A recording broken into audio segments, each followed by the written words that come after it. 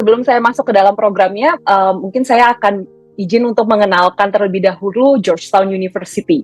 Jadi Georgetown University ini universitas yang sebetulnya sudah berdiri di tahun 1789 di Washington DC dan merupakan universitas yang menyelenggarakan program School of International Relations yang tertua yang ada di Amerika Serikat. Jadi ini bukan universitas yang baru, tapi universitas yang sudah memiliki reputasi berabad-abad bahkan ya dari 1789 dan memiliki reputasi di international relations yang sangat baik.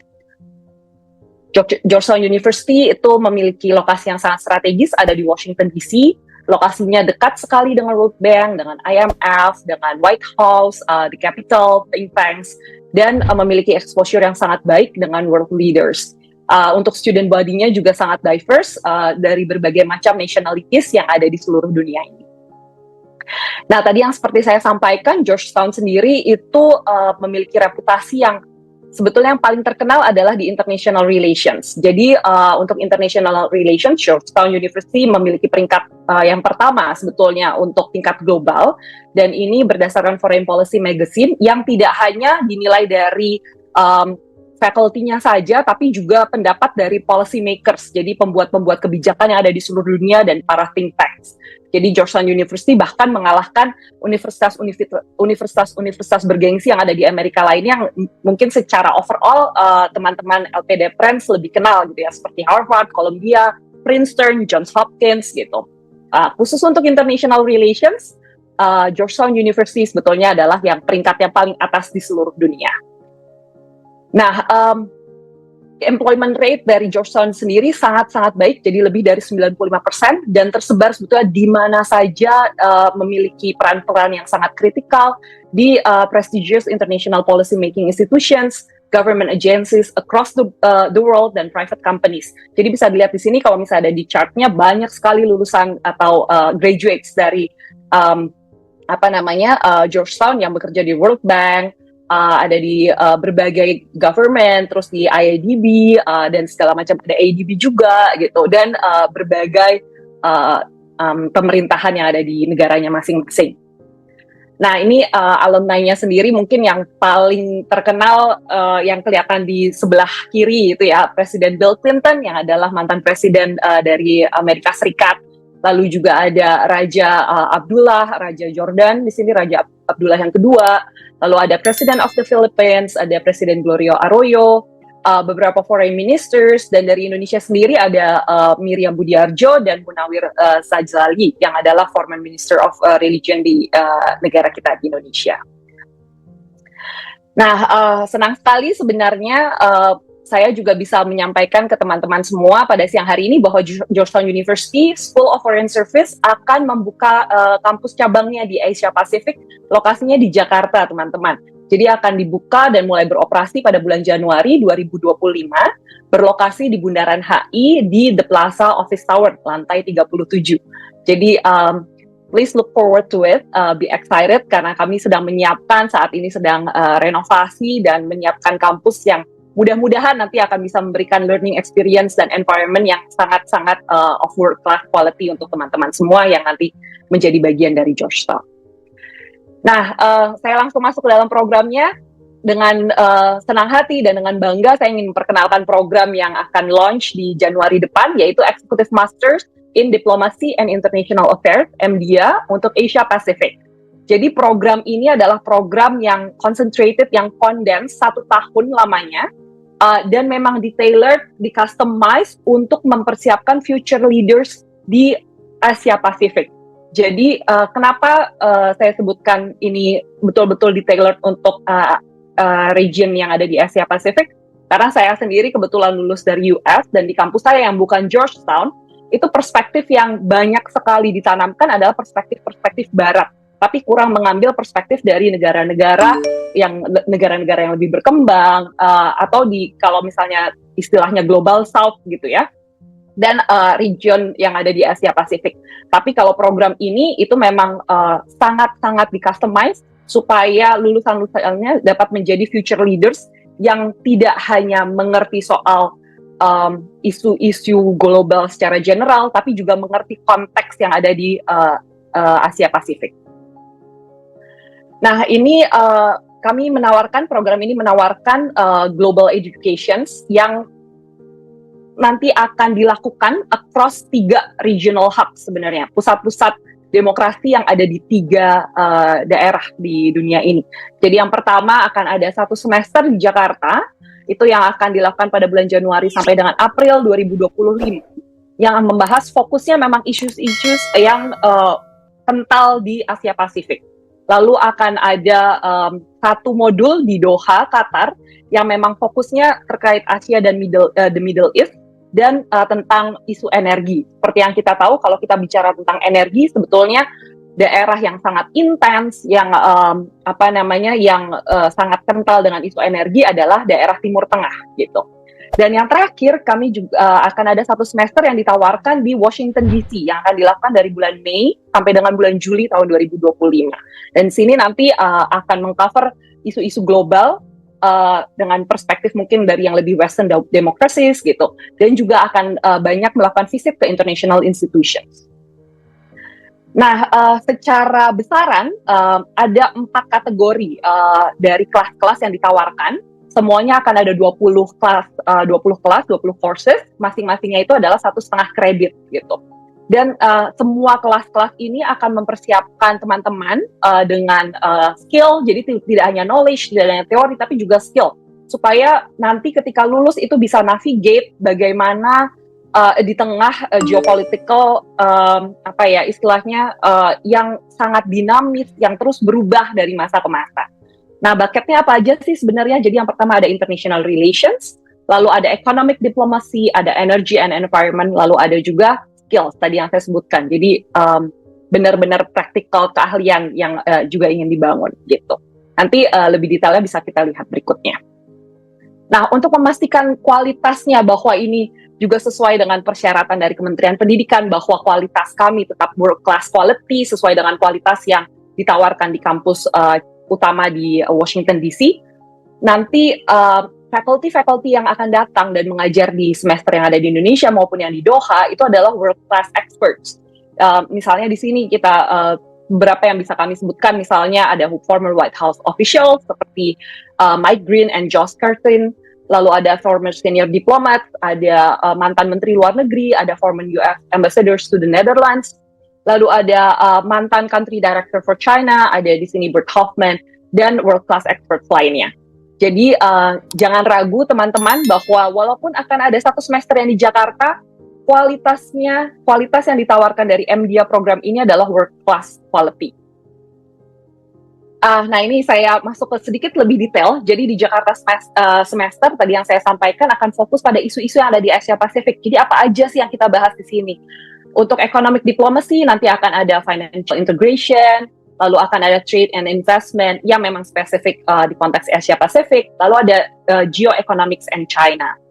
Lalu untuk bucket international relations, di sini akan ada global political map, international relations of Asia Pacific, defense policy, maritime issues, and diplomacy Asia Pacific case study.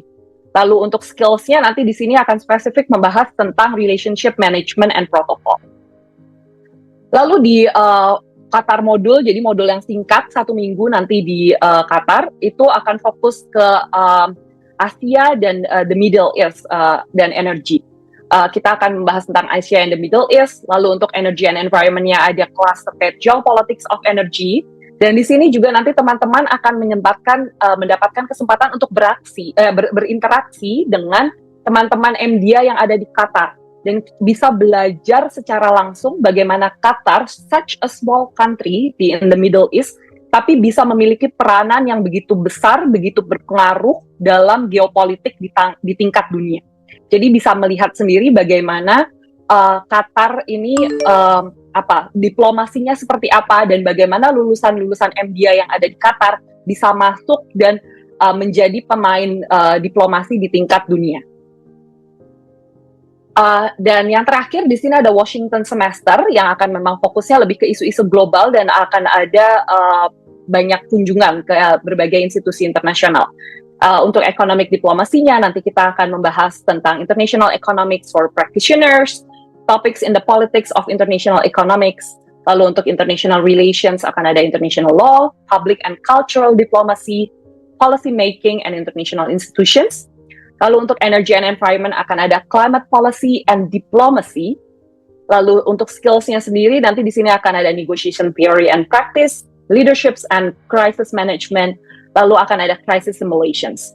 Nah, tadi yang seperti saya sampaikan nanti ketika teman-teman akan melewatkan satu semester di DC, juga akan melakukan kunjungan, bertemu dengan orang-orang yang bekerja langsung di White House, World Bank, Department of States, dan berbagai institusi internasional lainnya. Khususnya buat saya yang sangat menarik adalah bagaimana misalnya ya, contohnya di sini ada public and cultural diplomacy, lalu ada climate policy and diplomacy. Seringkali kita ngelihat mungkin cultural diplomacy gitu. Jadi kita ngelihatnya diplomasi itu sesuatu yang mungkin kita lakukan begitu saja tanpa melihat konteks culture-nya. Nah, itu yang banyak sekali mungkin istilahnya kita tanpa kita sadari gitu ya, ketika kita melakukan hubungan diplomasi dengan negara-negara tetangga gitu, peran culture dan bagaimana kita meng-approach dan menggunakan perspektif culture itu sangat-sangat penting dan berpengaruh. Nah, ini makanya ketika saya melihat kelas-kelas ini sebenarnya buat saya sendiri itu juga keren banget ya kelas-kelas yang ditawarkan di program ini. Nah, kami ingin sekali mengundang, jadi nanti di akhir seluruh program ini akan ada capstone yang menutup rangkaian program MDIA. Jadi akan ditutup dengan sebuah crisis simulation yang sebenarnya akan membuat teman-teman, semua students-nya nanti harus mengaplikasikan baik itu skills, knowledge, teori, apapun yang sudah dipelajari dan menerapkannya dalam skenario yang sangat realistis. Jadi simulasi ini akan dipimpin langsung dari former White House officials Josh Carton yang sebenarnya simulasi ini dipakai di day to day di White House di US government tiap kali mereka mau menghadapi suatu krisis gitu. Jadi tiap kali ada hal yang perlu dihadapi yang urgent, yang emergency, skenario atau crisis simulations ini mereka pakai. Jadi exactly model crisis simulations yang sama nanti teman-teman akan pelajari jika nanti teman-teman ikut join dan belajar di MDIA ini. Dan crisis simulations ini nanti istilahnya akan bisa teman-teman pakai dan gunakan ketika nanti kembali bekerja setelah program ini selesai. Nah, sebagai contoh di sini saya masukkan misalnya contohnya, di South China Sea, tiba-tiba ada konflik yang besar, meledak gitu ya, lalu membuat adanya disrupsi, baik itu di security, perdagangan, investment. Nah, gimana nih negara harus bereaksi gitu, respon apa yang harus dilakukan. Nanti akan ada role playing, jadi akan ada beberapa role yang di-assign ke teman-teman gitu ya, akan jadi negara apa gitu, dan seterusnya gitu. Dan nanti rekomendasinya atau final outcome yang diminta adalah teman-teman harus bisa mengeluarkan strategi memo dan presentations to the president gitu dari negara yang nanti teman-teman akan di-assign. Nah, untuk bisa sukses dalam capstone ini betul-betul teman-teman harus bisa menggunakan analytical skills, leadership, negotiations gitu, dan semua yang sudah dipelajari selama MDIA. Nah, tadi karena kita ada tiga lokasi gitu ya, seperti apa sih schedule-nya? Ini pertanyaan yang juga sering kali masuk dan saya dapatkan. Jadi secara besaran, nanti karena faculty itu akan, mungkin kalau saya katakan akan ada dua kelompok. Jadi faculty yang nanti akan base di Jakarta, lalu yang satunya lagi akan ada faculty yang fly-in, baik itu dari Washington DC ataupun dari Qatar gitu. Nah, untuk faculty yang base di Jakarta, itu nanti kelas-kelasnya mereka akan di-spread dalam 2 minggu biasanya. Jadi, makanya di sini ada beberapa kelas yang 6 days in 2 weeks gitu. Nah, tetapi jika kita untuk faculty yang fly-in, ekstra kita ambil entah dari misalnya Australia, Qatar, atau dari Washington DC langsung gitu ya, itu nanti mereka akan kelasnya sangat padat, jadi dalam 1 minggu dihabiskan 5 hari, masing-masing nanti 3 jam. gitu. Itu kurang lebih untuk schedule yang ada di Jakarta. Lalu untuk yang di Doha, Qatar, nah tadi kan saya sudah mention akan ada 2 kelas sebetulnya yang dilakukan di Qatar, yaitu Asia and the Middle East and Geopolitics of Energy. Nah ini 2 kelas ini akan dilakukan dengan sangat intensif. Jadi sebelum lunch akan ada 2 sesi dari kelas yang pertama gitu ya. Terus setelah lunch akan ada 2 sesi berikutnya dari kelas yang kedua. Dan ini jadwalnya akan diganti-ganti setiap hari dan selesai dalam waktu 5 hari untuk kedua kelas tersebut. Gitu. Jadi akan sangat intens, sangat padat, tapi juga pastinya akan sangat enriching untuk teman-teman semua. Lalu untuk Washington DC seperti apa? Jadi di Washington DC sendiri nanti karena mostly mereka memang faculty yang base-nya di Washington DC, itu akan di-spread dalam 2 minggu masing-masing kelasnya. Tapi bukan berarti bahwa satu kelas harus selesai dulu dalam 2 minggu lalu lanjut ke kelas berikutnya, tidak ya teman-teman. Jadi ini bisa ada misalnya 2 kelas yang terjadi dalam 2 minggu yang sama dan seterusnya gitu. Dan so far baru ada 1 kelas yang memang profesornya spesifik minta untuk diselesaikan dalam 1 minggu, yaitu kelas yang paling atas, Negotiation Theory and Practice, begitu. Nah ini terus bagaimana nih seperti apa sih profile dari teman-teman yang kami harapkan bisa ikut join bersama program MBA Georgetown. Jadi kami ingin sekali mengundang teman-teman dan para international affairs practitioners yang base-nya baik itu di Indonesia maupun di negara-negara lain yang ada di Asia Pasifik untuk bisa join. Jadi sebenarnya program ini itu open untuk highly qualified individuals yang memang aktif di international affairs dan di relevant fields-nya, misalnya foreign affairs, finance, defense, environment, and trade.